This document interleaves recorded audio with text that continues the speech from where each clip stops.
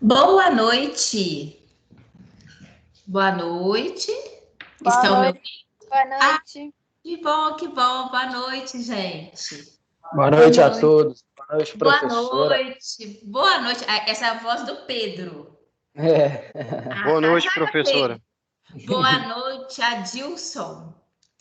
Gente, hoje, inclusive, aqui onde eu vejo o nome de vocês, por enquanto ainda não consegui, não. Então é por isso que eu não consigo ver o nome de todo mundo. Daqui a pouco eu vou dar o meu oi. Gabriel tá aqui do meu lado tentando resolver esse problema aqui no outro computador para mim, tá? Mas então, boa noite a todos vocês. Uma semana abençoada, né? Estamos começando hoje com a nossa segunda-feira, com a nossa disciplina do digestória endócrina e renal, né? Então, que Deus nos abençoe, tenhamos uma semana feliz, todos vocês, com as nossas disciplinas, com as disciplinas de outros professores, viu? Sei que tenho alunos novos. Tem algum aluno novo me ouvindo hoje? Quem é que é aluno novo, está me ouvindo pela primeira vez? Não? Pode falar, pode se apresentar se tiver. Camila, Tadeu, estão aqui me ouvindo? Não? Eu sei que nós teremos alunos novos, de repente eles ainda nem logaram, mas eu sei que a turma só tá crescendo, viu? Sejam sempre muito bem-vindos a todos vocês. E depois, na hora que eu tiver o nomezinho aqui, eu vou poder dar um oi melhor, tá bom? Então, gente, vamos hoje dar continuidade. Hoje a gente vai continuar a falar de uma coisa muito boa, que é alimentação, tá? Vou chamar a atenção de vocês. É interessante que, como eu tenho oportunidade de lecionar CMC para vocês e falar do digestório, eu acho que vocês vão ter oportunidade de ver que tem algumas coisinhas que elas se encaixam perfeitamente, tá bom? Então, isso ao longo da aula de hoje, eu acho que vocês vão perceber, tá certo? Olha, queria combinar com vocês aquilo que a gente fala todas as nossas noites, tá certo? Para vocês ficarem à vontade, para fazer as perguntas, tá? Na hora que eu apresentar, eu peço para o microfone ficar desligado, só no sentido para evitar que barulhos externos venham, às vezes, atrapalhar o entendimento. Mas podem me interromper na hora que for, para poder fazer pergunta, para poder participar, tá certo? Então, tá. E deixa eu falar com vocês. Eu até coloquei aqui esse slide aqui, para mostrar a vocês que eu vou dar uma continuidade ao resto. Oi, quem tá aí? Pode falar. Eu vou dar continuidade ao restinho que ficou do arquivo anterior, porque aqui eu coloco para a gente não ter, para que eu não tenha que parar, interromper e abrir um outro arquivo. Aí eu já coloco os slides, né, para a gente poder retomar e dar continuidade a seguir. Então, eu fiz isso justamente para vocês perceberem que eu vou só dar continuidade para não deixar de falar, tá? E a gente poder dar prosseguimento com o assunto de hoje, que aí é um contexto mais de gestão e absorção de nutrientes, tá bom? Então, vamos. Deixa eu perguntar, a Raquel Cabaneco já está me ouvindo? Eu acho que ela já entrou. Eu percebi que na hora que eu estava... Raquel, seja bem-vinda, Raquel. Você está me ouvindo? Gente, vocês estão me ouvindo? Eu estou. Então tá bom. Então tá Sim, bom. professor, estou ouvindo. Obrigada. Qualquer coisa, vocês dão um grito aí, tá bom? Aí, deixa eu só falar uma coisinha. Porque eu estava em reunião às 18 horas, eu estava em reunião lá na faculdade, aí a Mariana me perguntou aqui, e até eu respondi para ela a respeito do aqui no WhatsApp. Em relação às lives, né? Onde que eu estou postando, todas as lives, gente, de todas as lives, de todas as minhas disciplinas, eu sempre estou postando para vocês, estão todas disponíveis os vídeos. Eu sempre coloco lá no AVA em relação ao assunto que a gente está falando. Por exemplo, semana passada foi a semana 7. Então, está postado, por exemplo, na 2.3. Mas eu até respondi para ela, para não ficar dúvida para ninguém, depois eu vou tirar fotos da minha tela e vou encaminhar só para vocês verem e ver bonitinho como que está, tá bom? Para vocês terem acesso, para quem às vezes tem um colega de vocês que às vezes está com dificuldade de acessar no momento, enfim. Mas eu vou encaminhar, eu só não encaminhei para ela na hora que ela me falou, porque eu realmente estava em reunião, e aí a reunião, para vocês terem uma ideia, eu parei a reunião para dar prosseguimento aqui com vocês na aula, tá? Então, eu vou encaminhar até amanhã, eu encaminho para ela fazer a gentileza de replicar para vocês, e para não ter dúvida, tá? Porque aí eu acho que se eu tirar a foto da minha tela, vai ficar mais tranquilo para vocês de visualizar e ver onde que eu postei. Como eu falei, eu não estou interferindo em nenhum dos materiais que já estavam postados, não. Eu estou colocando como acréscimo, tá bom? Mas aí eu prometi e vou fazer. Eu só não fiz porque realmente interferiu com o horário da reunião lá da faculdade e depois emendei com a aula, tá bom? E é bom que todos vocês saibam, para vocês, na verdade, terem oportunidade, se for o caso, de ouvir de novo, de indicar para um colega que às vezes não teve oportunidade naquele momento de ver, tá certo? Bem, então deixa eu ver aqui, nós vamos dar início, deixa eu só ver aqui que isso, é esse daqui, ó, isso. Bem, então vamos. Semana passada, eu iniciei a mostrar a vocês, a falar sobre a anatomia e a histologia do sistema digestório. Ou seja, as características anatômicas, aonde que as estruturas do sistema digestório estão. E quando a gente fala, por exemplo, de um tipo de tecido, o trato digestório tem muito tecido muscular.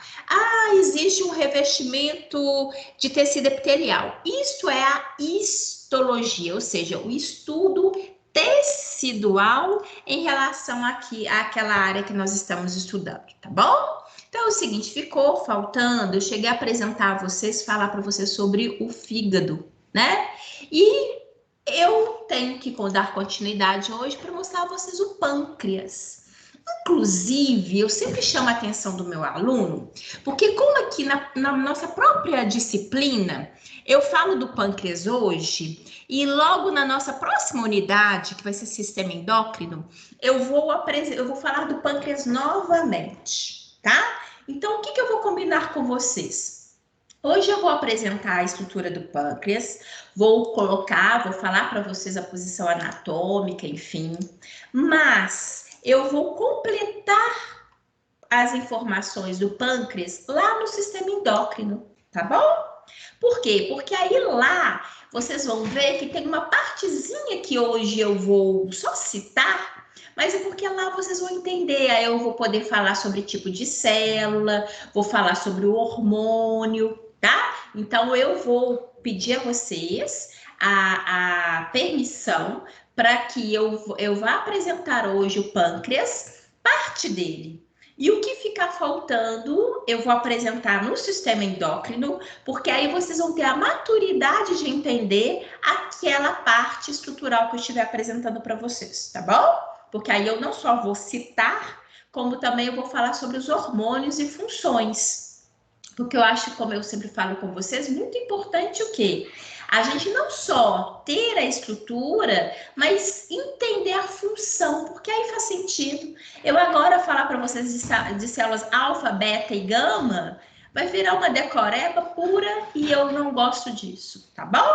Então, olhem só. Pâncreas é um órgão anexo ao sistema digestório. Só para vocês terem uma ideia, semana passada nós estávamos falando, eu mostrei para vocês que o trato digestório, obviamente, ele é constituído, né, por duas aberturas, a cavidade oral e a região anal. E ao longo de todo o trajeto, né, desde região oral, faringe, né, aí depois nós temos esôfago, estômago, intestino delgado, intestino grosso, tá? Reto e ânus. E temos as glândulas acessórias. Das glândulas acessórias, nós temos o fígado, que nós vimos semana passada, foi onde a gente finalizou. Nós temos as glândulas salivares, nós temos o pâncreas, né? E chamando a atenção que a própria estrutura do fígado tem a vesícula biliar, que é algo também que a gente sempre fala e sempre faz parte dessa estrutura, tá bom? Bem, e o pâncreas? Por que, inclusive, que eu estou falando com vocês que eu vou apresentar o pâncreas hoje e vou apresentá-lo também no sistema endócrino? Nós falamos que o pâncreas é um órgão, uma glândula mista. O que significa isso? Ela é uma glândula que tanto tem esse contexto do trato digestório, porque ela vai liberar enzimas que serão lançadas no trato digestório. Então, ela é considerada uma glândula exócrina. O que vem a ser isso? A semelhança das nossas glândulas salivares, a semelhança, por exemplo, das nossas glândulas sudoríparas. Hoje, por exemplo, um dia que fez calor, né? Então, na hora que a gente transpira, na hora que eu percebo que eu estou transpirando, é graças às minhas glândulas exócrinas, ou seja, elas estão liberando o material de secreção para fora. Então, o pâncreas, ele é uma glândula exócrina porque ele libera seu material de secreção no intestino.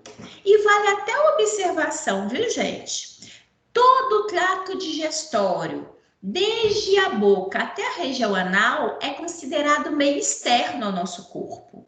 E faz todo sentido, porque olhem só, se não fosse assim, eu iria considerar que material fecal faz parte da minha estrutura corporal. E, na verdade, é um material que vai ser eliminado, né?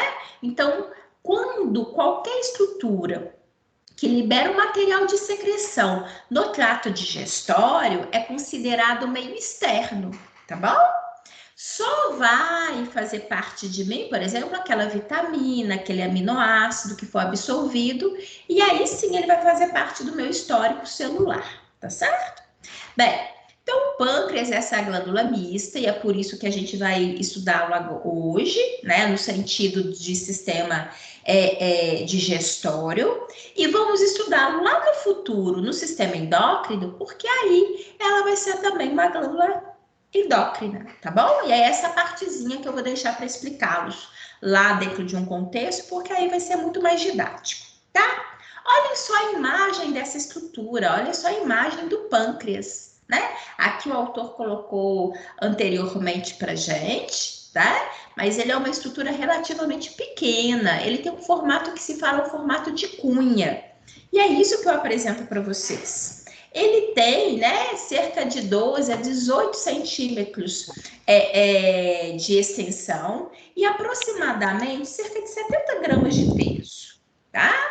É uma estrutura que ele é dividida anatomicamente em 3 porções. Olhem só, existe essa areazinha daqui, ó. Ah, deixa eu pegar o meu apontador a laser. Isso, olha. Existe essa areazinha aqui, que é denominada de cabeça. Toda esta área, que é o que nós denominamos de corpo. Existe uma porção menor aqui. Ah, valeu, Gabriel. Muito obrigada. Essa regiãozinha aqui que é denominada de cauda, tá? Agora sim, agora eu consigo verificar meus alunos que estão Adilson, Ana Carolina, Gabriel, Geisiane, Geuvan, Graziele, Isabela Rodrigues, Larissa Barba, Leone, Mariana, Matheus, Mike, Nicole, Pedro Augusto, Rayana e Tainá. Sejam muito bem-vindos, gente. Eu gosto, porque aqui eu consigo ver quem tá.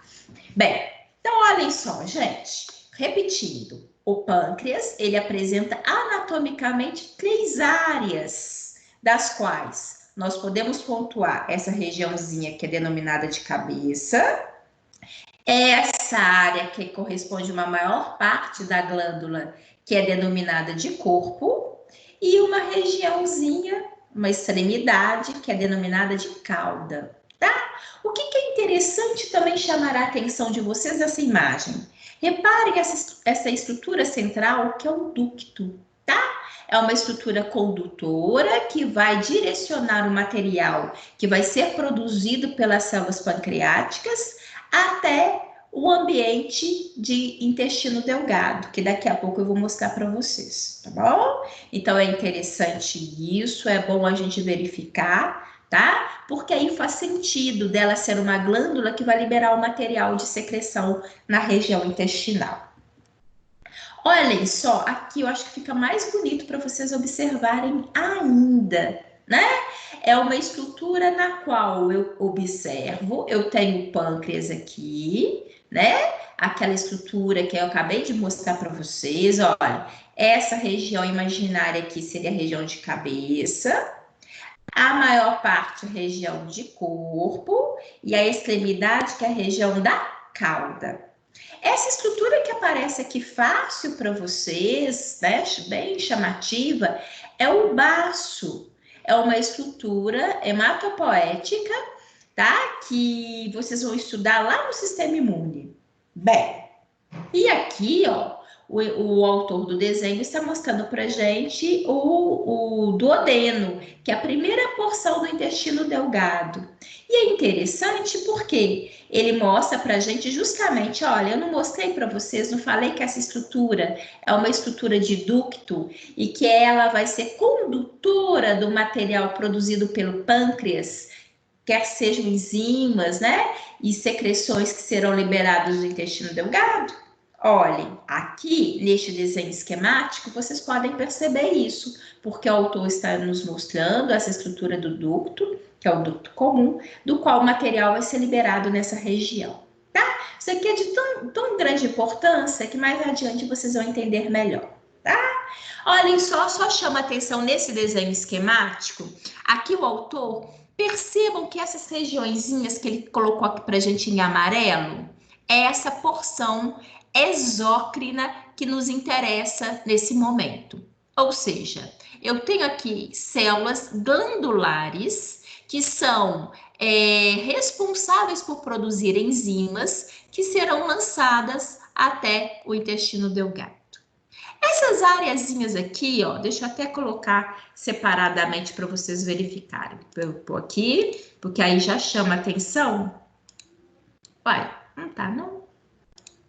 Ah, bom, olha, vou colocar aqui, ó, essa regiãozinha daqui, que é o que nos interessa agora, tá bom? Que é a parte exócrina, é a produtora de enzimas.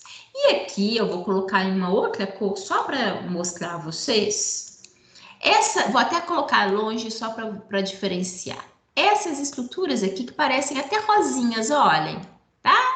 É o que eu vou entrar em detalhes com vocês no sistema endócrino, porque aí é a parte produtora de hormônios, que depois vai nos ser muito importante, tá? Inclusive, reparem aqui esse detalhe que o autor coloca um zoom em uma foto, maior aumenta aqui para vocês, eu vou explicar depois, tá? Eu não estou deixando de falar porque ela é menos importante, não. Eu estou só deixando de falar para que todos vocês possam entender de fato a função e não virar simplesmente uma decoreba, tá bom? Então, mais adiante, no futuro próximo, eu vou explicar e coloco essa mesma imagem para vocês relembrar e falar assim, realmente, ela falou que ia explicar, tá certo? Bem, mas essa parte que é a porção que nos interessa hoje é uma parte fundamental porque vai ajudar a trabalhar com o alimento que vai chegar até o intestino delgado. Então, ele é um conteúdo muito importante para a gente, que tem uma função bem clássica no nosso dia a dia. Afinal de contas, todos nós temos o prazer e precisamos da alimentação, né? Então, a gente constantemente está aí através da nossa alimentação para termos a energia necessária para os nossos dias. E com certeza, a participação pancreática, vocês vão ver, ela é muito importante nesse contexto geral, tá? Bem, é muito importante importante também que a gente entenda que toda a estrutura do trato gastrointestinal, ela é composta tecidualmente por a gente fala uma constituição tecidual básica, da qual ela é dividida em 4 camadas. Nós falamos que é a camada mucosa, submucosa, muscular e serosa. Mas mais do que saber esses detalhes, eu quero que vocês entendam o seguinte: o que vem a ser essas 4 camadas? Observem esse desenho. Esse desenho, imaginem, é um corte, é o intestino delgado, que houve um corte, o autor está mostrando aqui para gente. Imagine um pãozinho que eu alimentei. O pãozinho que eu alimentei, ele está, num momento desse, aqui em contato com o meu intestino. Imagina ele aqui, tá? Ele já foi trabalhado, né? E ele está aqui em porções menores passando. Por que eu fiz essa representação? Para vocês verem que o que entra em contato com o nosso alimento é a camada mucosa, ou seja, constituída por um epitélio de revestimento, tá bom? Tecido epitelial de revestimento. Logo abaixo, esse epitélio, tecido epitelial de revestimento, eu observo uma segunda camada. Afinal de contas, o que nós temos? A camada mucosa e a segunda camada, que é a camada submucosa. Na camada submucosa, eu tenho muito tecido conjuntivo, mas eu tenho também uma coisa que é muito interessante, que é isso daqui, que são as nossas glândulas. Lembram vocês que semana passada eu chamei a atenção de que todo o nosso trato gastrointestinal, ele é umidificado, possui muco, né? Isso é inclusive protetor. Isso significa que nós temos a presença de glândulas dispersas ao longo de todo o ambiente intestinal, porque elas serão secretoras e vão ajudar a lubrificar esse ambiente externo, tá bom? A terceira camada é a camada muscular. E é muito importante que a gente entenda isso, inclusive a camada muscular está representada não só aqui, porque nós temos os músculos que a gente fala que são músculos circulares, e nós também temos músculos longitudinais, que é essa segunda camadinha aqui. Bem, por que isso é interessante? Senhores, reparem, nós nos alimentamos, depois da deglutição, todo o trânsito, toda a passagem do alimento ao longo do nosso trato intestinal, ele vai ocorrer de uma maneira natural, por movimentos musculares, né?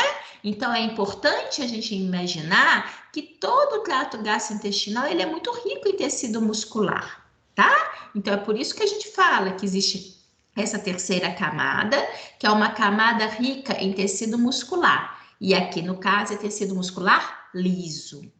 E, finalmente, existe uma quarta camada, essa fininha aqui, ó, que o autor representou pra gente, que é a camada serosa, que é revestida por tecido conjuntivo, tá? Revestindo externamente nosso trato intestinal.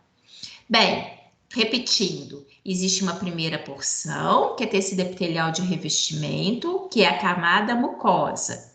Existe uma segunda camada, que é essa regiãozinha daqui, que é rica em tecido conjuntivo e presença de glândulas, produtoras do material que vai proteger o meu trato gastrointestinal, que é o muco. Eu tenho uma terceira camada, que é a camada muscular, rica em tecido muscular liso, e finalmente uma quarta e última camada, que é a camada serosa, da qual apresenta tecido conjuntivo, revestindo externamente o órgão. Tá? Então, é só para a gente ter uma noção do que estruturalmente, do que tecidualmente é constituído o nosso trato digestório, tá bom? É lógico que existem uma outra particularidade, mas basicamente essa divisão por camadas, ela está presente ao longo de todo o trato gastrointestinal. Bem, e logicamente nós entendemos, eu falei isso para vocês, que o nosso estômago, ele é uma estrutura também muito muscular. né? E ele é importante, por que que ele tem tanta riqueza muscular? Porque eu falei para você semana passada, e hoje vocês vão entender melhor, ele funciona como se fosse um grande liquidificador. Ele trabalha, ele é o grande trabalhador com a nossa alimentação. Muito, né, do que vai ser trabalhado com aquilo que eu fiz de ingesta, será nesse ambiente muscular, tecido muscular liso, né, predominantemente, e ele vai ser responsável por digerir o nosso alimento e também por produzir vários componentes aqui, quer sejam hormônios, enzimas, um material que vai ser enriquecedor juntamente ao nosso alimento.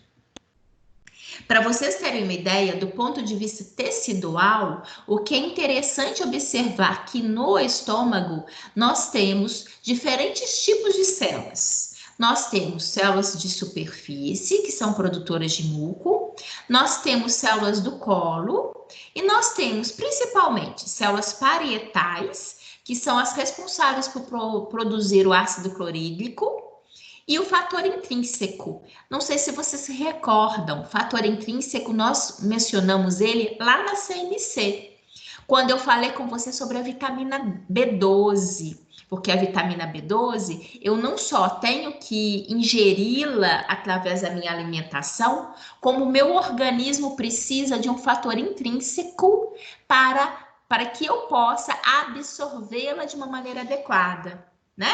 E ela é produzida, esse fator intrínseco, ele é produzido por uma célula, que é denominada de célula parietal, observada no nosso estômago, tá?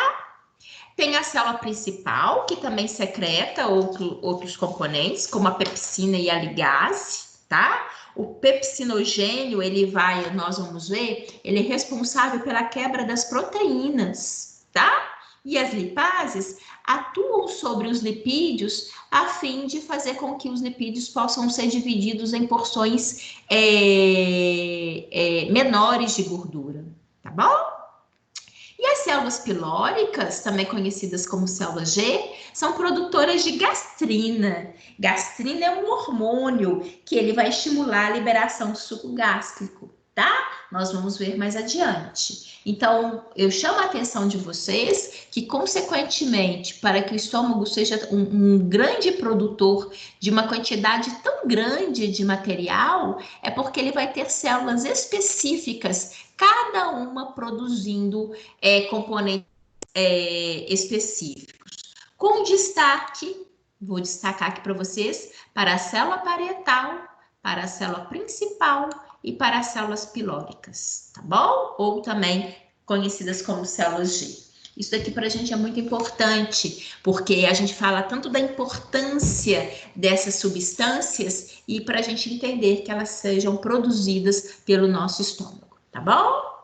Bem, o estômago, ele é um local produtor de ácidos, né? É o suco gástrico. O suco gástrico, como inclusive eu acabei de falar de alguns desses componentes, deixa eu colocar aqui, senão eu vou rabiscar. O suco gástrico, ele é composto por água, por sais, por ácido clorídrico, por pepsinogênio, pelo fator intrínseco. O fato é que, como eu falei com vocês, ele é produzido pelas células do estômago e age sobre o alimento que chega até o nosso estômago. Isso daqui é muito importante. Só como o próprio nome sugere, suco gástrico, material ácido, né? Olha, tem um ácido clorídrico. Então, esse material aqui, ele é um material corrosivo, ele é ácido. E por que eu estou falando disso? Porque com certeza vocês já ouviram falar do refluxo, né? Tem situações de refluxo, dos quais às vezes alguns de nós possamos às vezes até possuir refluxo. E alguns sabem, eventualmente outros nem, ainda tem o diagnóstico. O fato, o que vem a ser esse refluxo? Gente, a partir do momento que nosso estômago produz esse material ácido, tão importante para atuar sobre o nosso alimento, esse ambiente interno do estômago, ele tem o muco que é protetor. Então, faz com que o que ele produz de acidez não agrida as células que compõem o estômago. Mas o que é refluxo? Refluxo é quando a estrutura do esfíncter, que é aquela controladora, né, do material que está chegando até o estômago, quando esse esfíncter, na verdade, muitas das vezes ele se abre, tá? Possa haver um relaxamento dessa estrutura de esfíncter. Então, o que acontece? Aí eu pego a imagem ao lado. Quando essa estrutura de esfíncter ela se abre, é possível que esse material, esse suco gástrico, evada aquela região do esôfago. Ou seja, faz o contrafluxo. Porque o correto é o quê? O alimento ele foi ingerido, entrou pela minha boca, passou pela faringe, esôfago e estômago. Mas, nessa situação de refluxo, o que acontece? O material que está no estômago, ele volta para o esôfago.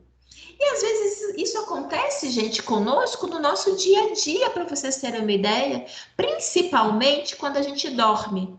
Porque aí a nossa posição ao deitar contribui, né, para que eventualmente, uma vez essa estrutura muscular, esse esfíncter, ele mantenha sempre aberto, aquele material ele consegue voltar e atingir o esôfago. E qual que é o problema disso? Esse ambiente de esôfago, eu não tenho proteção. Então, essas células, elas acabam sendo agredidas por substâncias ácidas. Então, gera um desconforto, tá? E aí, isso possa ser perceptível por nós ao longo do nosso dia a dia, um certo desconforto, uma certa queixa clínica, que ele tende, obviamente, a só se tornar mais frequente, tá? E aí que a gente procura um médico e às vezes ele vai solicitar um exame para avaliação, tá bom? Então é muito importante isso, esse acompanhamento, essa observação, quando as pessoas começam a ter queixa, né? Desconforto para alimentar, uma sensação de queimação. Você já deve ter ouvido falar. Algumas pessoas falam assim: ah, mas eu tenho, tá queimando, né? Tá gerando aquele desconforto. Então, é possível que seja uma situação de refluxo, tá bom? As crianças tendem a ter refluxo com maior frequência, até porque a estrutura muscular do esfíncter ainda não está totalmente fechadinha e ela tem um controle, existe um controle adequado do nosso organismo em função disso, tá? Por isso que às vezes é mais comum nas crianças observar o refluxo. Mas o indivíduo adulto, isso se torna mais ocasional e, se porventura o indivíduo tiver essa queixa de queimação, possa, inclusive, ser sugestiva e observação clínica, tá? Só eu já tive principalmente época de frio, muitas das vezes eu fico mais afônica, que é normal para quem trabalha muito com voz, né? Mas teve uma época que, inclusive, a minha otorrino, ela me chamou a atenção para a possibilidade de ser refluxo, né? E solicitou que eu fizesse uma endoscopia, justamente porque às vezes a gente nem necessariamente tem a noção de que isso possa estar ocorrendo e essa situação atingir e prejudicar e realmente às vezes até atingir cordas vocais, tá bom? Então a gente tem que ter cuidado, acompanhar, qualquer alteração no nosso organismo vale ali observação e procurar atenção médica para uma avaliação adequada, tá? Porque de fato pode perguntar. O meu pai, ele foi no hospital porque ele estava com muita tosse. A médica Sei. disse que era refluxo. Só que o Aham. refluxo na hora que ele dorme. Na hora que ele dorme, o gástrico dele, ele Aham. fica com essa tosse. É mais Como que... comum. Pode terminar. Pode falar. Não, eu só Oi, queria saber como Rayane. que é isso na hora de a pessoa dorme, aí ela tem um refluxo durante Sim, o dia, ela olha fica com isso, Rayane. Olha só. Imagine aqui a estrutura. Nós na posição ereta. né? Na posição ereta, imagina, já anatomicamente, o material que está aqui contido no estômago é mais tendencioso ele seguir adiante. Na hora que eu deito, eu tenho aqui, eu coloco a posição, né? Toda a minha estrutura corporal fica numa única posição. Então, acaba que se eu tiver um relaxamento dessa estrutura de esfíncter, é mais possível que esse líquido, que ele consiga evadir essa área.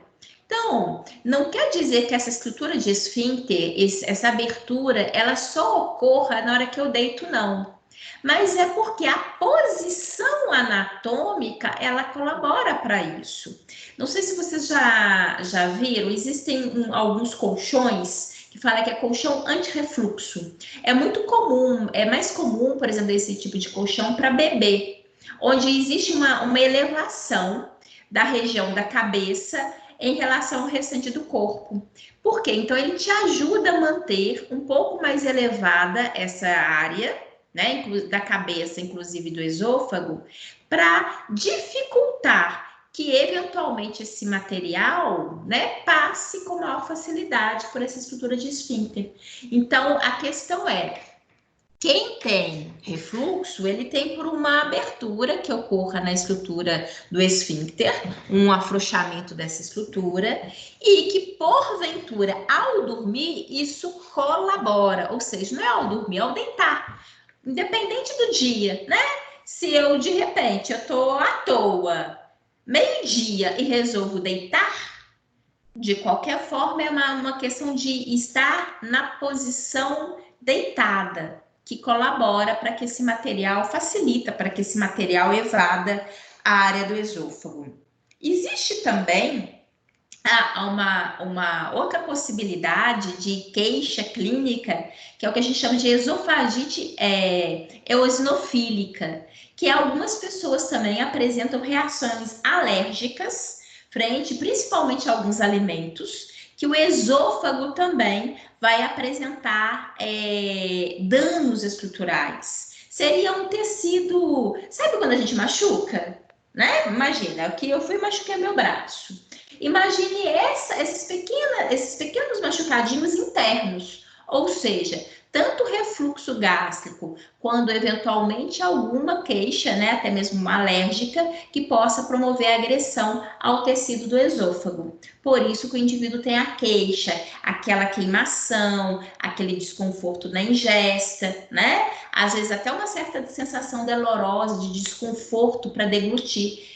E passa, às vezes, a alimentação não ser mais um prazer, mas um momento, às vezes, até de causa, né, de queixa clínica. Então, viu, Rayane, essa característica de refluxo ao dormir é porque o deitar, né, a posição supina, ela promove, ela facilita com que o líquido possa evadir a área do esôfago, tá? Mas quem tem refluxo, ele possa vir a ter em qualquer hora do dia. É porque a característica da sua posição física que possa interferir, favorecendo com que naquele momento ocorra com maior frequência, tá?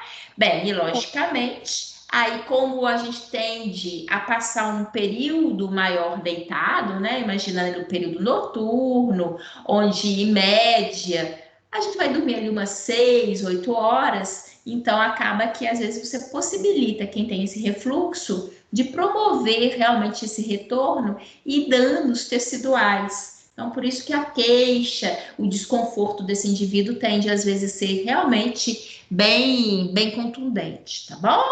É interessante, inclusive, viu, Rayana? É interessante chamar a atenção, até falar em relação ao seu pai, para ele alimentar bem antes de dormir. Isso facilita, tá? Porque é muito comum, principalmente com essa vida corrida que nós levamos, às vezes a gente vai ter a oportunidade de dormir muito tarde, a gente já chega em casa tarde. Imagina a gente tendo aula lá na faculdade agora, a gente chega em casa, é o quê? 10h30, 11 horas. E tem gente que às vezes é onde vai fazer uma alimentação básica ali, né? Tá com vontade, tá com fome, ficou o dia todo fora de casa, às vezes nem almoçou direito. Então a gente chega em casa e ainda vai alimentar. E não dá nem muito tempo e no instantinho já tá deitado. E isso não é muito saudável, isso eventualmente possa colaborar, porque eu já vou deitar com o estômago cheio, eventualmente eu possa colaborar, se eu tiver ainda essa propensão de refluxo, quanto mais eu dormir com esse estômago cheio, maiores as propensões de queixa clínica também. Então, vai aí uma dica, se possível, né? Lanchar ou jantar mais cedo, para que você possa fazer uma digestão mais tranquila e na hora de deitar, não ir com o estômago tão cheio, tão produtor, né? Porque aí vai ser, se for olhar isso, é o momento que o nosso estômago estará produzindo maior quantidade de suco gástrico, é a hora que a gente vai deitar, tá bom? Bem, Tá bom, vou falar com ele. Obrigada, isso, professora. Rayane. Mas vale uma dica para todo mundo, viu, Rayane? Para todos nós. De qualquer forma, alimentar, e principalmente em maior quantidade, perto de deitar, não é muito bom, não. Por isso que nós temos que fazer ingesta de uma alimentação mais leve no período da noite, viu? Eu tenho aluno que já falou que chega em casa, bate, se for o caso, um prato de feijoada.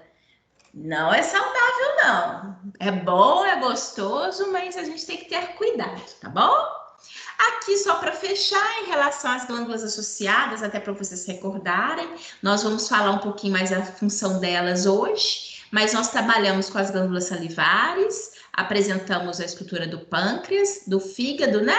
E o fígado tem a vesícula biliar, que hoje, inclusive, nós vamos falar um pouquinho mais desse conjunto todo, no que eles produzem e no tanto que eles colaboram para o nosso processo digestivo, tá? Falei com vocês, eu coloquei esses slides só para, de uma certa forma, não deixar restinho nenhum da aula passada, e aí eu já emendei com esses slides para mim não ter que parar, pegar um outro slide, tá bom? Então agora nós vamos falar, que é o objetivo da aula de hoje, sobre a digestão, a absorção e a inervação do nosso trato gastrointestinal.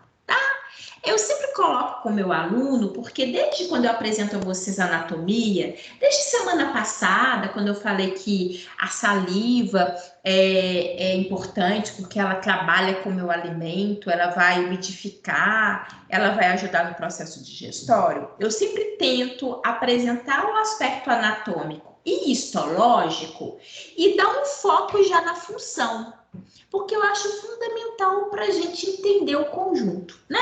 Mas, de qualquer forma, como não dá sempre para a gente colocar todas as funções e ali naquele momento, porque senão acaba ficando muita coisa e mais difícil para o aluno assimilar, então hoje nós vamos dar um enfoque maior a esse aspecto funcional, né? Já que o anatômico nós sabemos, então o que esse trato gastrointestinal trabalha com o alimento e qual que é a função dele, né? Então, nós sabemos, a gente trabalhou muito desde semana passada, que o objetivo da nossa alimentação, além do prazer de alimentar, é que nós possamos aproveitar os nutrientes necessários para que as nossas células mantenham-se saudáveis e funcionais, né? Então, é isso. Na hora que eu sento para almoçar, além do prazer que é esse momento, na verdade eu tenho que ter ali uma alimentação saudável, uma quantidade que me dê, que me promova a saciedade e que não seja exagero, que não venha a faltar, né? E principalmente que aquela alimentação seja uma alimentação saudável, onde eu possa observar vitaminas, nutrientes, proteína, né? Lipídio, todo aquele arsenal do qual, inclusive, por isso que eu dei aquela observação com vocês hoje, na hora que nós começamos, em relação no sentido de aí fugi aqui do contexto. A questão que nós temos lá na CNC, né, do aproveitamento, porque nós precisamos de aproveitar, ter na alimentação o que poder aproveitar. E esse aproveitamento se dá através do que nós denominamos de absorção. Então, qual que é o conceito? Conceito clássico, né? Teórico. Absorção, coloca aqui para vocês literalmente. Processo pelo qual os produtos da digestão são transportados das células epiteliais que revestem o trato gastrointestinal e dessas células vão para o ambiente de sangue ou linfa e dali vai ser drenado do trato. Então, absorver é justamente retirar aqueles elementos que vieram através da nossa alimentação. Isso daqui vai ser absorvido pelas nossas células epiteliais e desse ambiente vai para a parte circulatória e ser aproveitado e metabolizado pelo fígado, tá? Como eu falei com vocês, o intestino delgado é o principal local de absorção de nutrientes. E também eu tenho no intestino delgado também absorção de água, embora o principal evento é a absorção de nutrientes, tá? Então, isso daqui se faz, obviamente, nesse ambiente. Para vocês terem uma ideia, diariamente, no indivíduo adulto, a gente tem cerca de 1 quilo de nutrientes e de 8 a 10 litros de águas que vão atravessar a nossa parede intestinal, tá? Qual seja o processo de transporte que for. Mas o fato é que nós temos uma ingesta consideravelmente grande e rica em diversidade, né? E o nosso organismo acaba tendo a oportunidade de aproveitar esse material que a gente faz de ingesta, tá? Por isso que é muito importante, e a gente destaca aqui, que não me basta ter 1 quilo de nutrientes, mas 1 quilo de um alimento que, na verdade, não tenha muitos componentes bons a me oferecer, né? Por isso que é muito bom uma alimentação variada, aquilo que a gente chama sempre muita atenção. Por quê? Como eu preciso de muitos nutrientes, de muitos elementos, eu vou obter essa diversidade a partir de uma alimentação mais variada, tá? Então, é muito importante isso. Nós, no indivíduo saudável, né? Nós temos uma ingesta, então, relativamente bastante grande. Na hora que a gente fala 1 quilo, é 1 quilo, 1,5 quilo. Tem pessoas que, inclusive, alimentam-se muito mais do que isso, nós sabemos. E todo esse alimento ele vai ser armazenado no estômago. O estômago é um local onde é o ambiente pelo qual o alimento vai ser direcionado, né? Afinal de contas, como a gente falou semana passada, eu tô ali, eu mastigo, o alimento vai ser direcionado pelo esôfago, que ele é condutor, e aí ele vai ser armazenado no estômago. Para vocês terem uma ideia, como eu falei com vocês, o estômago vai agir como um verdadeiro liquidificador e ele vai trabalhar com esse alimento. Então, nós até falamos que o alimento, na hora que ele sai do estômago e segue o intestino delgado, ele recebe inclusive um nome diferenciado. Nós denominamos ele de quimo, tá? Então, quimo é aquele alimento que foi trabalhado e que agora vai ser direcionado para o intestino delgado, tá? Mas por que esse estômago ele vai trabalhar tanto com o meu alimento? Porque, inclusive, ele vai deixar de ser chamado de bolo alimentar e vai ser agora referido-se como quimo. Porque nós sabemos, igual eu chamei a atenção de vocês, que o estômago é o local da produção do suco gástrico, com a produção de pepsinogênio, do ácido clorídrico, dos sais, com a presença também de água, enfim, de todos aqueles componentes. Então, esse material aqui, esse líquido, ele vai se somar àquele bolo alimentar que chegou aqui. E é importante também chamar a atenção de vocês, gente, porque existem aqui movimentos internos. Uma vez que o estômago ele é constituído de tecido muscular, aqui existe muita contratura muscular, que é o que a gente chama esses movimentos de movimentos peristálticos, né? Que são movimentos musculares que ocorrem ao longo de todo o trato gastrointestinal. Então, esse estômago, ele vai trabalhar amassando aquele alimento que chegou, misturando ele juntamente com o suco gástrico, né? E aí, eu tenho o início, inclusive, da digestão. Para vocês terem uma ideia, e a gente trabalha muito com isso, né? No estômago, nós teremos o início da quebra das proteínas, da digestão das proteínas. E isso se faz através da pepsina, que é produzida pelo estômago, tá?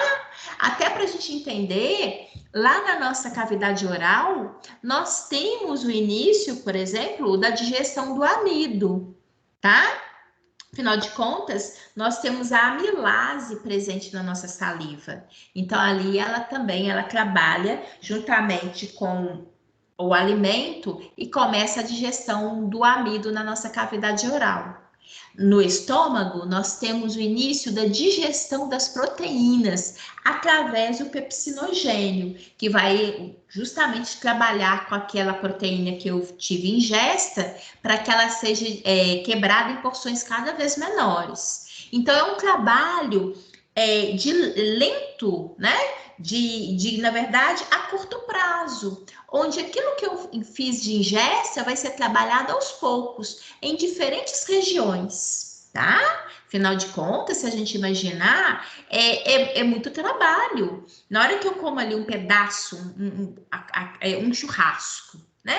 Eu fiz a ingesta de carne. Bem, aquilo dali eu tenho que saber aproveitar. Aproveitar aquela proteína que está presente na carne vai ser um trabalho muito intenso, principalmente no estômago, tá? E como eu falei com vocês, os movimentos que ocorrem ao longo dessa estrutura muscular é fundamental. Por quê? Ele vai trabalhar como se fosse aquele liquidificador, né? Agindo sobre o alimento, movimentando esse alimento e liberando aquele material ácido. Então, o alimento vai sair daqui completamente modificado.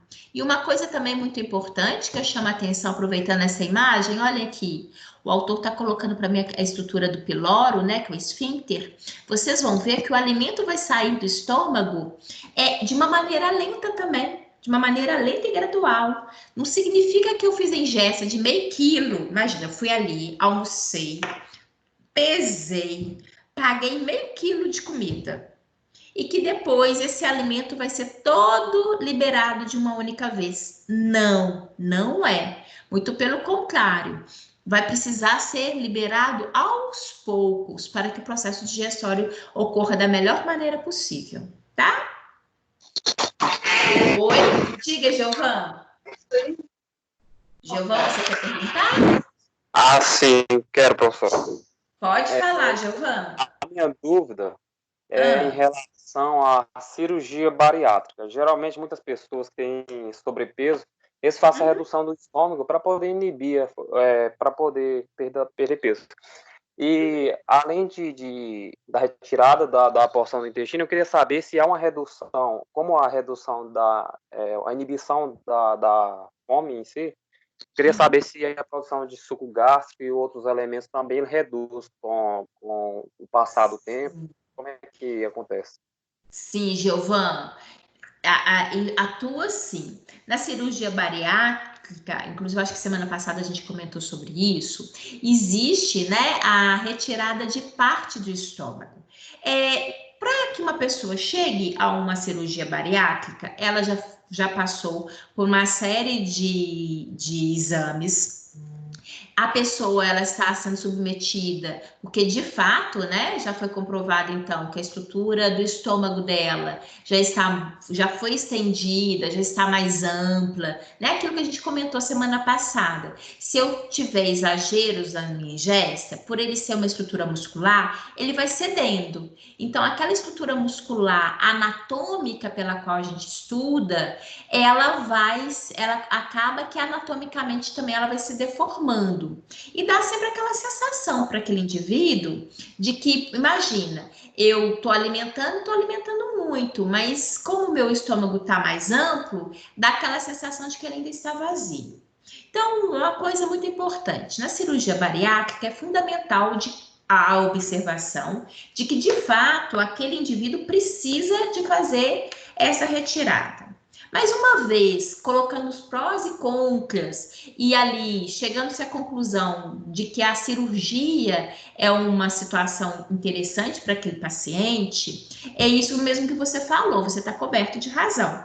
A partir do momento que eu retiro estruturalmente uma parte do estômago, eu estarei perdendo em porção muscular de trabalho com alimento, de células produtoras, inclusive do fator intrínseco. É muito mais tendencioso, por exemplo, uma pessoa que fez cirurgia bariátrica, por exemplo, ter deficiência de vitamina B12. Por quê? Porque o fator intrínseco ele é produzido por essas células. A partir do momento que eu restringo essa área ao mínimo necessário, consequentemente, eu terei prejuízo na produção do suco gástrico, na produção desse fator intrínseco que auxilia na absorção da vitamina B12. E aí a área física do estômago da pessoa vai ser muito menor. É por isso que as pessoas começam a realmente, elas, mesmo que elas tenham, né, a vontade de ter uma ingesta, uma quantidade maior, é muito comum as pessoas falarem de registro, né? Eu exagerei hoje, fiquei até com peso na consciência, mas percebo que também eu não posso mais ter uma ingesta muito aumentada. Por quê? Muito mais fácil essa pessoa ter problemas, desconforto gástrico, né? Por quê? Porque ela ficou com uma região reduzida e nós vamos ver que todo esse material que está sendo produzido pelo estômago, ele colabora para que a digestão seja mais eficiente e, consequentemente, que me dê uma condição satisfatória na alimentação, né? A partir do momento que eu tiver prejuízo, a minha tendência é de que aquele alimento ele vai ser mais difícil de digestão, eu vou me sentir mais cheia por mais tempo. Sabe aquela queixa de estômago pesado, né? Que possa, inclusive, ocorrer com qualquer um de nós, principalmente quando a gente excede, né? Mas é muito notório desses pacientes terem essa queixa, tá? É lógico que isso tem que ser avaliado, e aí o próprio médico aconselha o paciente, fazem o acompanhamento, né? Inclusive observam se o organismo dele está desempenhando bem a função de digerir e de absorver os nutrientes de uma maneira adequada. Algumas vezes é necessário ter reposição. Então, em função dessa sua pergunta, que de fato é verdadeira essa perda, é que é necessário o acompanhamento. Como cada paciente é um paciente, a gente fala aqui da possibilidade dele ter prejuízo, mas o tanto que isso vai acontecer, o tanto que o organismo dele vai responder frente a uma cirurgia dessa, é algo que é muito particular e que terá que ser acompanhado ali pelo profissional, né? Pelo médico que acompanha esse paciente, tá? Então, não é uma coisa assim, que depois que fez, está livre e não precisa de acompanhamento. Não, é fundamental isso, porque nós precisamos de ter uma ingesta,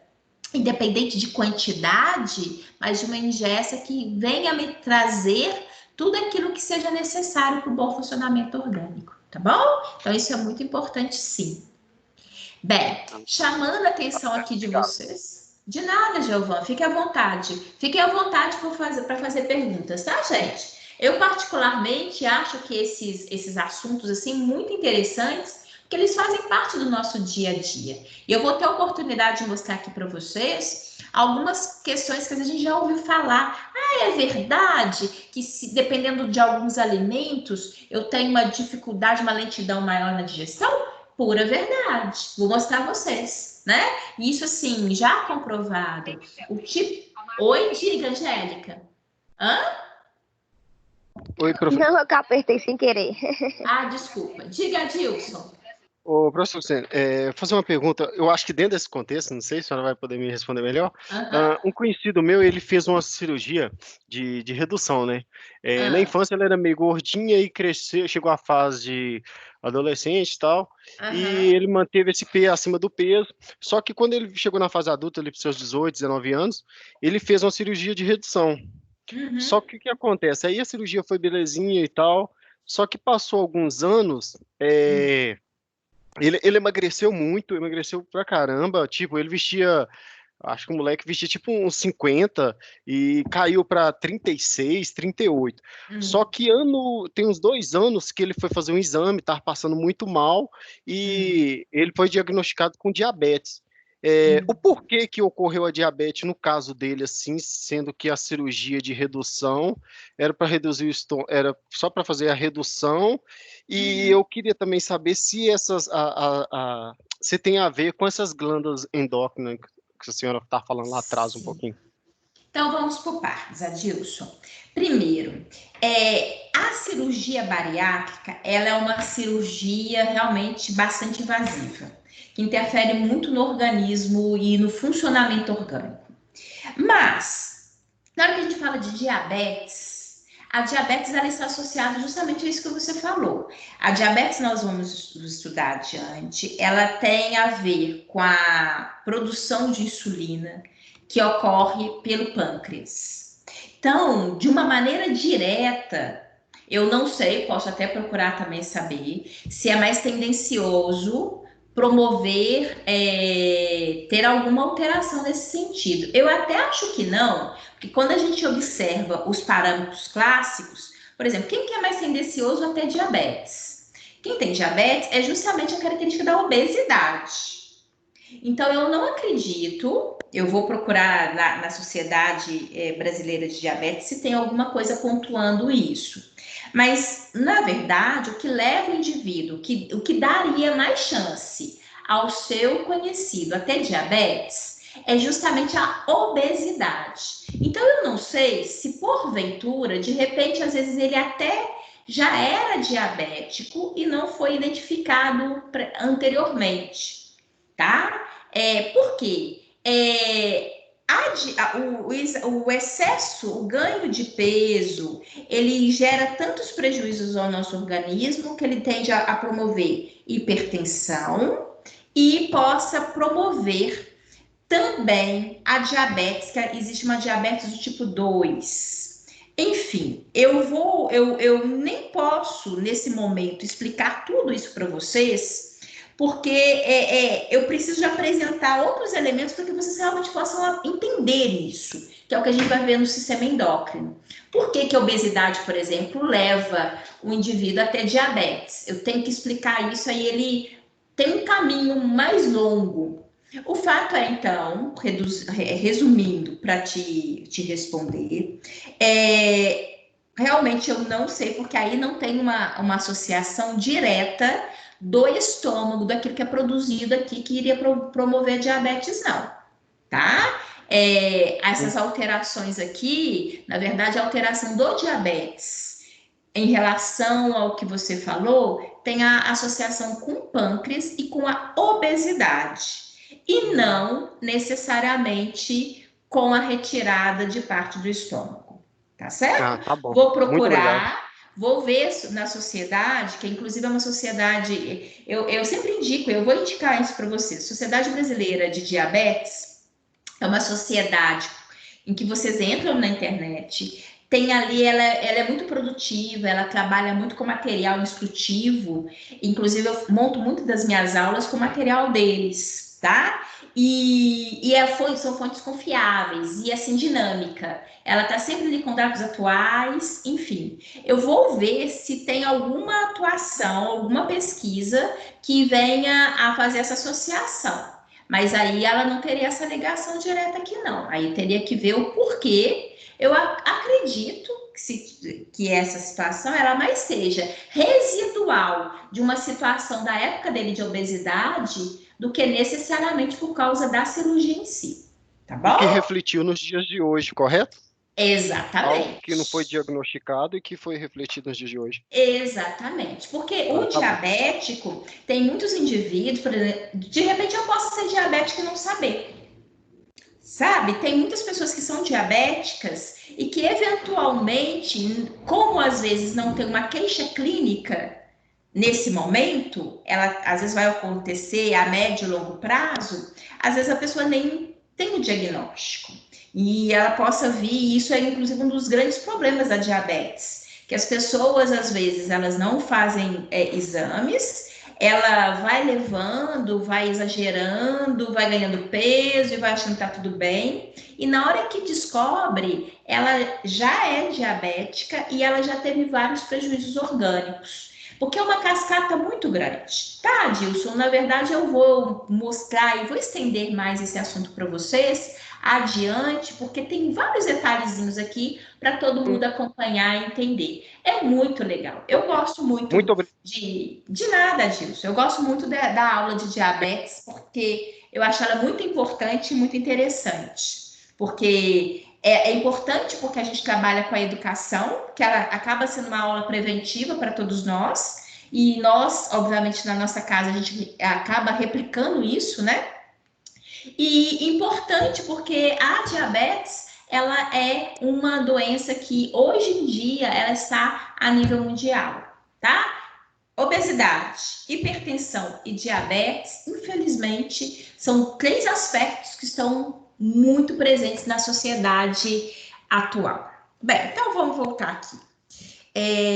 Aqui que eu chamei a atenção de vocês, que o nosso estômago realmente... Professora. Diga, Graziele. Pode falar? Tudo jóia? Jóia, e você? Tudo bem.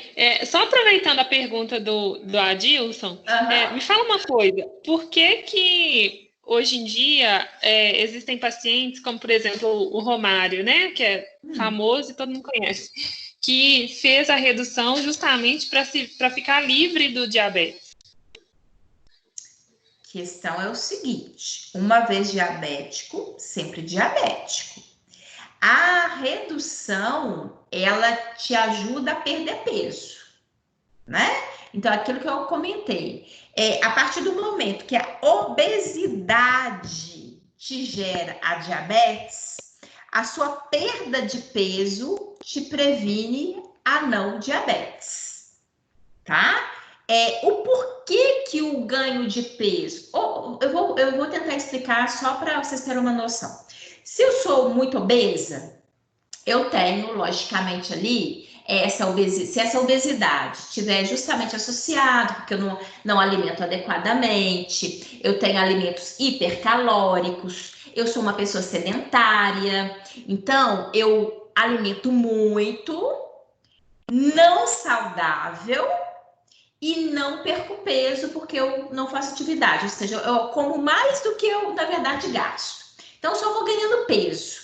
Então, eu tenho excesso de glicose no meu organismo, excesso de açúcar, que é a fonte energética. E isso gera nas minhas células do pâncreas uma situação de ela começa a não reconhecer. E não... É uma história complexa em que as minhas células começam a não permitir a entrada de açúcar dentro das células pela produção da insulina. Então, na verdade, como ele é uma cascata, como ele é uma série de situações, eu preciso de falar de diabetes com vocês num outro momento. Nesse momento, o que eu posso falar em termos do Romário específico, o que a cirurgia bariátrica me faz? Se eu estou muito obesa, eu fazendo a cirurgia bariátrica, eu vou perder peso e vou, a partir de então, alimentar-se provavelmente melhor em termos de qualidade e de quantidade. Que também, se não fosse por isso, não sugere, né, que eu passasse por uma situação tão invasiva que é a bariátrica, tá? Agora, esse detalhe fundamental da diabetes, eu realmente preciso de explicar, senão vocês não vão conseguir entender nesse momento, tá? Lá na frente, que não é a nossa próxima unidade, é o nosso próximo assunto, então não tá longe não. Vocês podem replicar para mim todas essas perguntas novamente, que aí vocês vão ver, eu vou poder mostrar a vocês. Tem um desenhozinho que mostra literalmente a nossa célula negando a entrada de glicose para dentro dela. Enfim, eu vou conseguir fazer com que todos vocês, não só quem está perguntando, mas todo mundo que está aqui na minha live, possa acompanhar e entender o processo, tá bom? Mas o fato é que ganho de peso, enquanto eu não seja diabética, perder peso isso me ajuda demais, tá? Agora, uma vez diabético, gente, sempre diabético. O que eu vou ter ali é uma diabetes controlada. Bem, aqui, como eu falei com vocês, que a quantidade de alimento de ingesta que é ingerido, ele é muito importante. Se eu exagero, me causa um certo desconforto. Acredito que todos nós já passamos por isso. Sabe quando você fala assim, nossa, eu tô tão cheia, mas tá tão gostoso, eu vou comer mais. Ou repetir, você vai numa festa, já comeu horrores, mas você tem a plena consciência que no outro dia você vai ficar com peso na consciência que você não comeu mais. Aí você vai, não, só mais isso, só mais aquilo. Na hora que você volta para casa, te dá aquela sensação de arrependimento, assim, gente, não devia ter comido tanto, porque agora estou me sentindo com uma sensação de desconforto no estômago, aquele peso, tá? Então, realmente, porque o estômago, ele permite, ele vai permitir você deglutir. Agora, ele vai estender muito e te causar aquela sensação de desconforto, de sensação dolorosa. No estômago, existem dois elementos, duas substâncias que não são alimentícias, mas que elas são absorvidas pelo nosso estômago, que é o ácido acetilsalicílico, que é o componente da aspirina, e o etanol. Esses dois elementos, eles são absorvidos pelo nosso estômago. Ao invés de ainda precisar de ser absorvido pelo intestino, ele já é absorvido pelo estômago. Então, é isso que eu venho falar com vocês. Nenhum outro alimento vai ser absorvido pelo estômago. Ele vai ser trabalhado pelo estômago e absorvido pelo intestino delgado. Agora, esses dois componentes, inclusive isso ajuda e facilita, né? Com que aquela cervejinha, aquele etanol que às vezes a pessoa está fazendo ingesta, a absorção ela é mais rápida, ela começa a circular pelo meu organismo relativamente rápido, tá? Então é um detalhe importante para gente. Existem alimentos que, na verdade, eles são dificilmente digeridos. Todos os alimentos ricos em gordura. Eu acho que eu comentei com você semana passada. Embora a grande maioria das pessoas gostem muito de chocolate, chocolate é um alimento que, em exagero, ele possa te promover desconforto gástrico, tá? Por quê? Porque ele é muito rico em gordura. Até mesmo alimentos naturais, como coco, abacate, né? É bom, é saudável, são naturais? São, mas são ricos em lipídio. Então, todos eles tendem a lentificar o nosso organismo, a lentificar o processo digestório. Então, se você, né, aquele almoço de sábado, aquela feijoada maravilhosa, aquela couve regada a bacon, aquele torresmo, tudo de bom, nossa, maravilha. Só que, de fato, é um tipo de alimento que você tende a lembrar que você almoçou o resto do dia. Por quê? Porque ele vai ficar mais tempo no seu estômago. Eu coloco aqui para você, só para vocês terem essa noção. Em média, em 3 horas de uma alimentação mais saudável, mais leve, o alimento ingerido, ele já foi esvaziado pelo nosso estômago. Agora, aquela alimentação cheia de fritura, com muito lipídio, ele, às vezes, com 6 horas, ele ainda não foi digerido. Então, é por isso que aquela nossa sensação, né? Você fala assim, nossa, hoje eu almocei, agora eu tô lembrando que eu almocei, agora já é noite, não tem nem condição de jantar. Por quê? Estou me sentindo cheia, pesada, né? Às vezes até um certo desconforto, dependendo da situação. Mas é porque essa alimentação rica em gordura, ela de fato, ela tende a ficar no seu estômago por muito mais tempo. Então, isso que leva em consideração, isso é fato mesmo, isso faz parte do processo digestório, porque a gordura, ela dá mais trabalho para ser digerida. Eu vou mostrar para vocês. Nós temos um mecanismo, né? Mecanismo de escape, mas mesmo assim, quanto mais gordura da alimentação, mais difícil, mais tempo vai ser necessário ela ficar no estômago para ser trabalhada. Professora? Diga. Sou eu, Pedro, tudo bem? Oi, Pedro. Diga, Pedro, pode falar. você está falando que gordura, tanto óleo e gordura, né, lipídios, tem uma duração de um tempo mais longo ali para dar o processo da digestão. No caso, então, pode-se dizer que quando vamos supor, um exemplo, eu vou comer uma coxinha, ela está muito, muito gordurosa. Aí eu acabei de comer e tem aquela sensação, meu estômago está ruim. Então é porque já demora ter o processo digestório de óleos e gorduras. Então, se eu tiver um excesso muito grande de gordura, vamos supor, numa coxinha, por causa disso? Sim, exatamente, Pedro. E é engraçado, isso acontece mesmo, né? Às vezes não é nem necessariamente por excesso do alimento em si, mas ela está encharcada, né? Então, aquele excesso de gordura, ele realmente ele lentifica. E ele, por ele dar mais trabalho, ele possa, inclusive, me dar aquela sensação de desconforto. Tem hora, é engraçado, tem hora que a gente alimenta e eu não preciso nem de muito tempo para perceber, assim, isso não foi muito bom, isso acaba... Não que necessariamente eu vá ter vômito, nada disso, mas aquela sensação de que não foi muito agradável, de que está mais pesada aquela alimentação, está mais difícil, né, para mim passar por aquele processo digestório. Então, isso é a pura realidade, tá? Quanto mais gordura, maiores as chances da gente ter essa sensação, tá?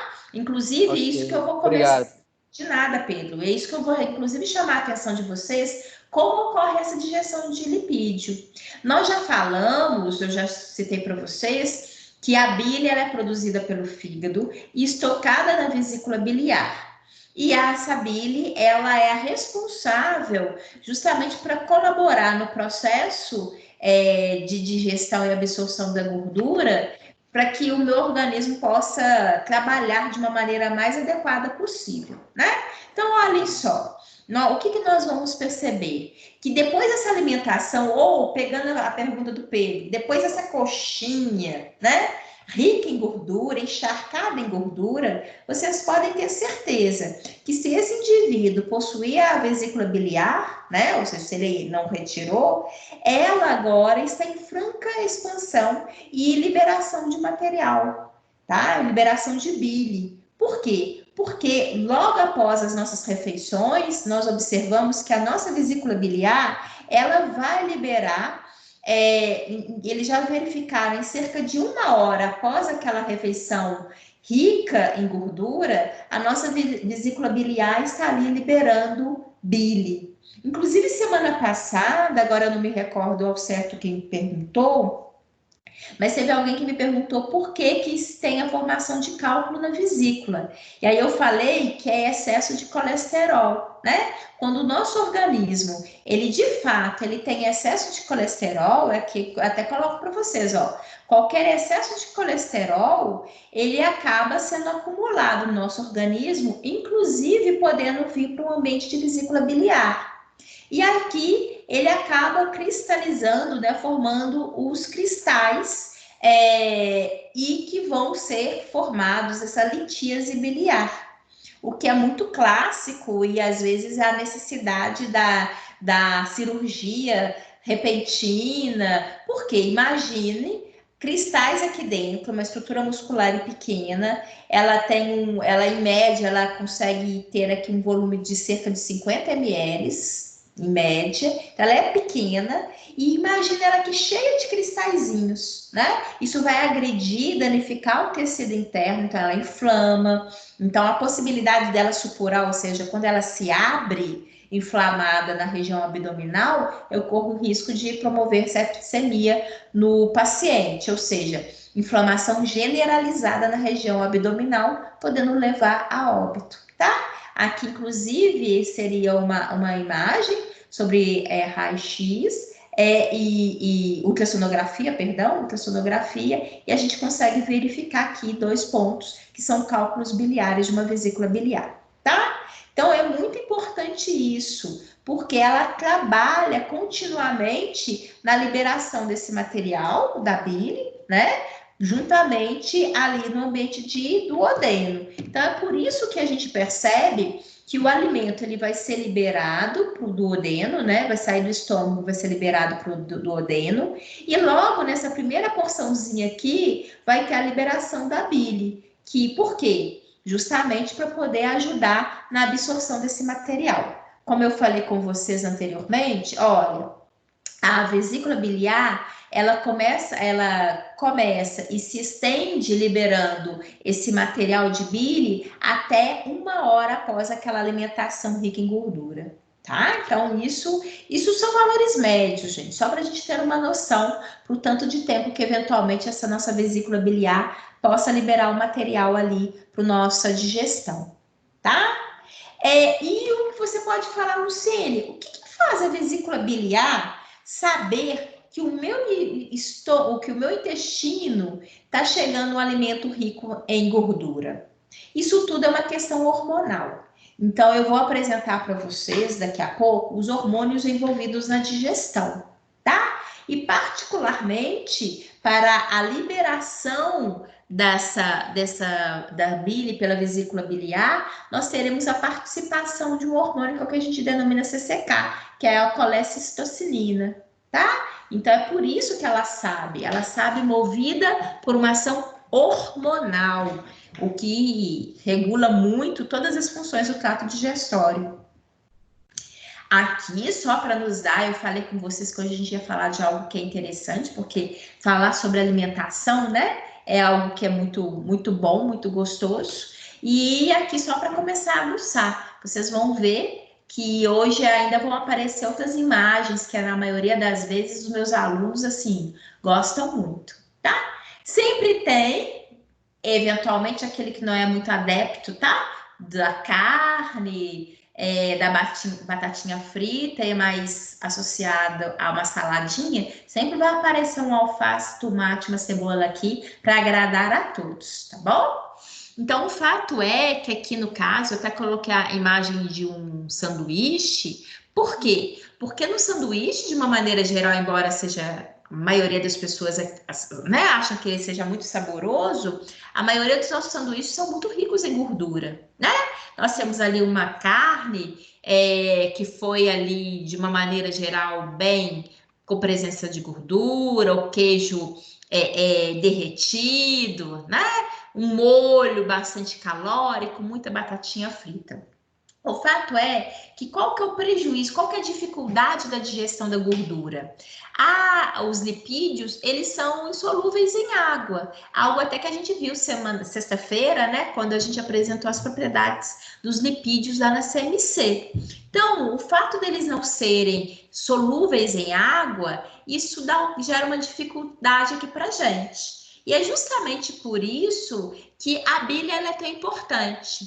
A bile, na hora que ela é lançada no nosso intestino, ela libera os sais biliares, que eles vão agir juntamente essas gotículas de gordura. Eu vou mostrar para vocês já, tem um desenhozinho bonitinho. Aqui, mostrando a vocês, olhem, a vesícula biliar, o ducto, né?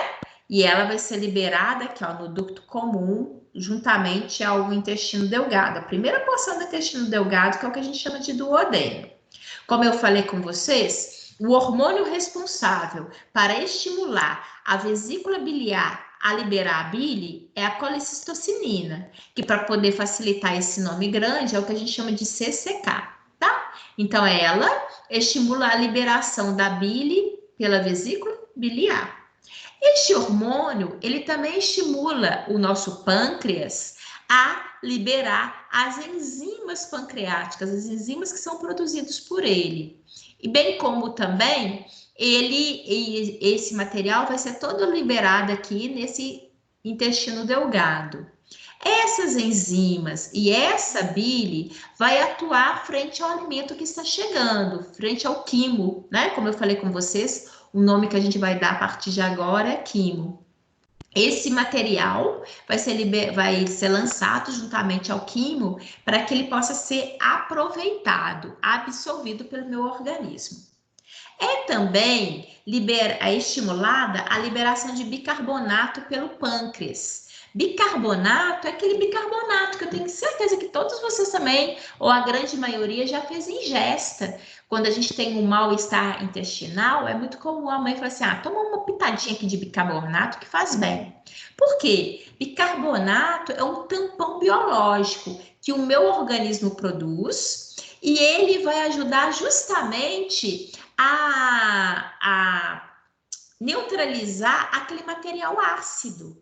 Porque se a gente imaginar que o quimo está chegando misturado ao suco gástrico, esse material está chegando agora muito rico em acidez.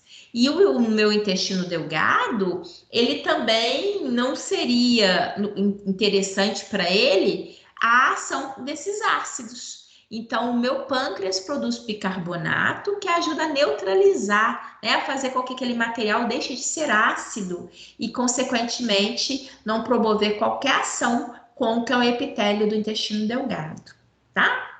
Existe também um outro hormônio, que é a enterogastrona. Esse hormônio, ele inibe os movimentos peristálticos do estômago. Existe um outro, segundo hormônio, que também atua com movimentos peristálticos, que é a motiolina. Mas a motiolina, por sua vez, ela vai estimular. Enquanto que a motiolina estimula os movimentos peristálticos, a enterogastrona, ela inibe. Então, o que significa movimentos peristálticos? Eu já falei com vocês hoje e volto a recordá-los.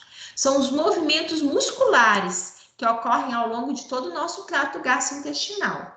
E, particularmente aqui, seria a ação do movimento peristáltico que ocorre no estômago. Tá? Então, e nós temos, através da gastrina, que é um quarto hormônio, na verdade o quinto, né? O quinto hormônio, que também está presente nesse funcionamento da digestão, porque ele vai estimular as células gástricas a liberarem o suco gástrico. Então, olhem só, recapitulando, a gastrina, que é produzida pelas células do estômago, vão estimular a liberação do suco gástrico. A secretina estimula a liberação do bicarbonato.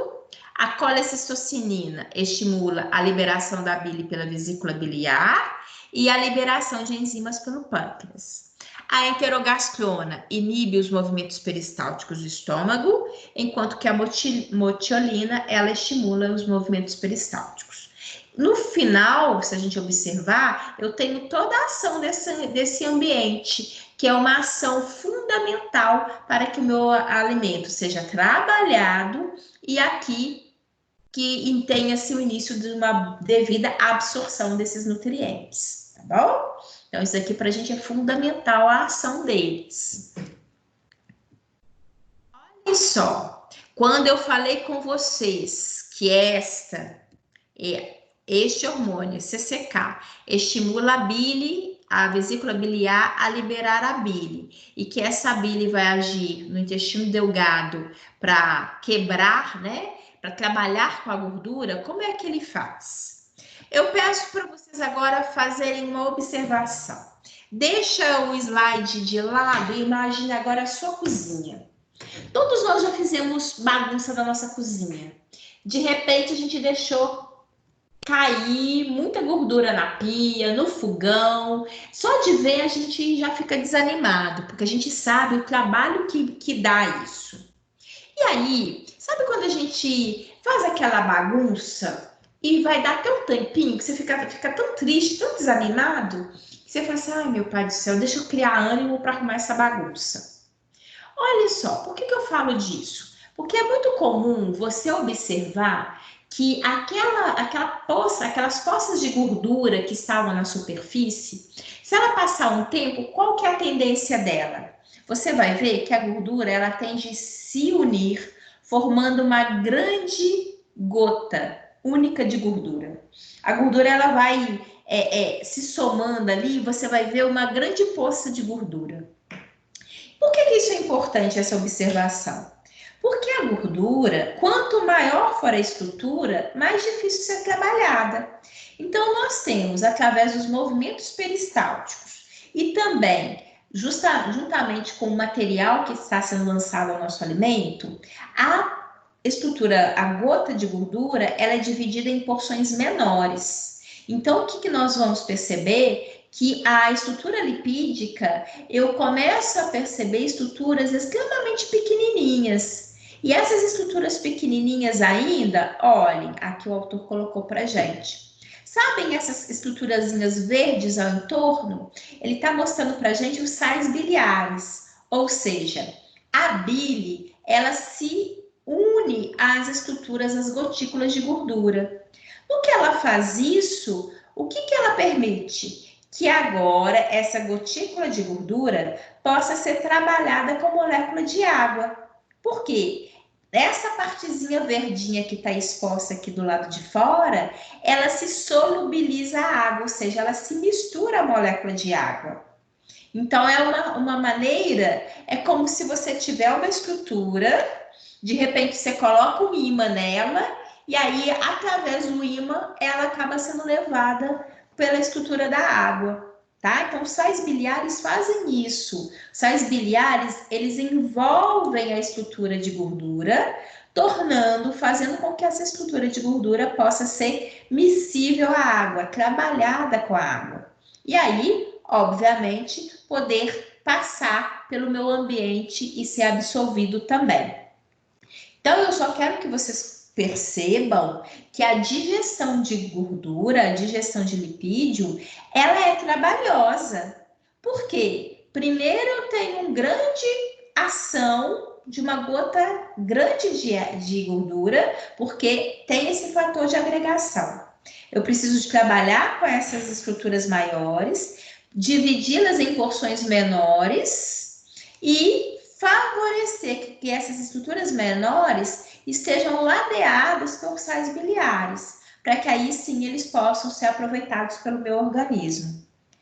Aqui nessa imagem, de uma maneira bem objetiva, mas eu gosto porque dá para vocês entenderem, olhem, eu comi aquele alimento rico em gordura, ou aquela coxinha encharcada em gordura, foi trabalhado pelo meu estômago, esse alimento agora, ele vai seguir pelo intestino delgado, sob a forma de quimo. Aqui nesse ambiente, vai ser lançado a ele o material da bile, e aí aquela gordura que estará agora em porções menores, associados aos sais biliares, ela vai ter condições de circular pelo meu organismo, né, poder ser absorvido pelas minhas células pelas minhas células intestinais, particularmente pelo meu intestino delgado, vai passar pelos meus vasos sanguíneos e poder ser armazenado dentro das minhas células adiposas e ali gerar energia, né? Reserva de energia. E vocês imaginem, quanto mais alimento rico em gordura eu fizer de ingesta, mais eu vou ter a soma de gordura dentro dos meus adipócitos, ou seja, dentro do meu tecido adiposo. É isso que a médio e longo prazo me faz, por exemplo, me tornar uma pessoa cada vez mais obesa, com peso cada vez mais significativo, inclusive chamando atenção para algo que a gente já comentou sexta-feira lá na CLC. Lipídio é uma reserva energética difícil de ser gasta. Ele está guardado a 7 chaves. Então, é por isso que é tão difícil a gente perder peso, né? Mas esse processo aqui, gente, ele ocorre e ocorre constantemente no nosso organismo. Por isso que a gente tem que ter um cuidado muito grande, principalmente, né, com os excessos dessa ingesta de gordura que às vezes tem na nossa alimentação, tá bom? Às vezes, gente, as pessoas têm o hábito de em casa, né, o famoso arroz com feijão, mas coloca-se tanta gordura para refogar um arroz, né? Para refogar uma verdura, que às vezes ela foge até mesmo do que seria necessário, e a pessoa já tem excesso até a partir desses alimentos. Então, a gente tem que ter um cuidado muito grande. Os carboidratos, eu já falei com vocês que a gente começa a ter a degradação de carboidratos pela nossa boca, né? Através da amilase. Então, nós observamos. Mas isso se faz ao longo de todo o trato intestinal também, né? Então, não é só única e exclusivamente pela boca, não. Inclusive, eles até acreditam que, de uma maneira geral, a ação da amilase que ocorre ali na nossa glândula salivar, ela permaneça com esse material, né, que foi lançado a ele, para ajudar a ser trabalhado e a ser digerido esses carboidratos, esses amidos, tá? E através dos carboidratos, nós vimos que nós temos outra fonte energética, que é a formação de açúcar ou glicose, né? É também utilizado como fonte de energia, assim como os lipídios também. Mas aqui existe uma diferença. Eu falei com vocês que os lipídios é uma fonte energética mais difícil de ser gasta, porque ele está guardado a 7 chaves lá no nosso tecido adiposo. A glicose é aquela associação que eu fiz com vocês sexta-feira. É aquele troquinho que eu deixo no meu bolso. Fácil, eu saio de casa e volto sem ele. Por quê? Ele é uma fonte que eu tinha ali para caso necessitasse. Mas é tão fácil tirar aquela notinha ali do bolso e comprar alguma coisa, né? Que essa glicose é essa fonte de energia, que é muito fácil de ser gasta. Então, ela é a principal fonte energética ali no nosso dia a dia, tá bom? Ela é importante porque é a partir dela que nós observamos o índice glicêmico. Inclusive, é um assunto que nós vamos trabalhar e que eu vou trabalhar com vocês num contexto que eu já percebi que é de interesse da turma, que é quando eu falar de diabetes, tá? Então, vocês vão ver que a gente vai trabalhar muito com esse assunto de glicose. Inclusive, esse slide, eu faço questão, ele está aqui hoje, e ele vai aparecer para a gente lá na aula de diabetes, tá bom? Inclusive, eu vou comentar com vocês aqui um detalhe no que se refere para nós aqui hoje no digestório, mas eu não vou nem explicar todo esse slide, não.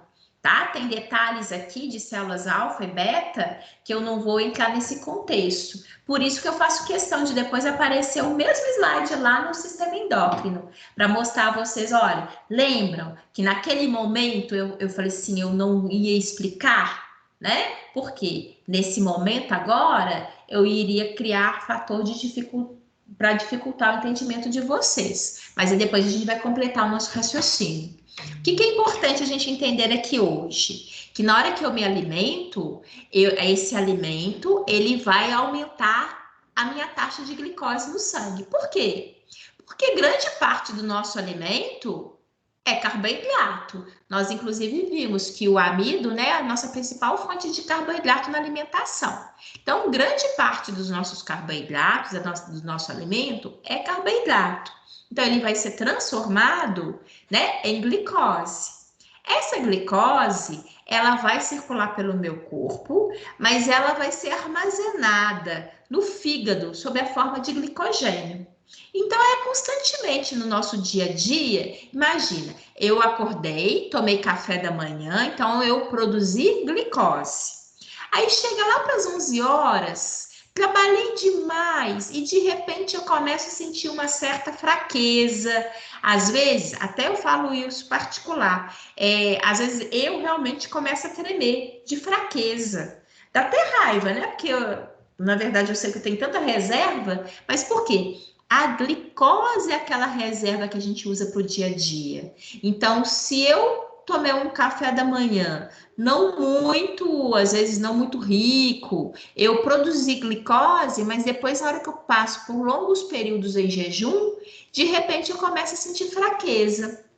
Aí o que na verdade acontece? O meu organismo, ele é estimulado a tirar essa glicose que está no fígado para poder circular, para me dar energia, tá? Isso daqui, senhores, ele é contínuo, ele leva ao nosso organismo uma sensação de controle, tá? De equilíbrio, e a gente sempre precisa de retroalimentar isso daqui, ou seja, eu preciso sempre de fazer com que o meu organismo tenha quantidades suficientes de energia para que eu venha trabalhar. E essa energia ela é me dada através do meu alimento, tá?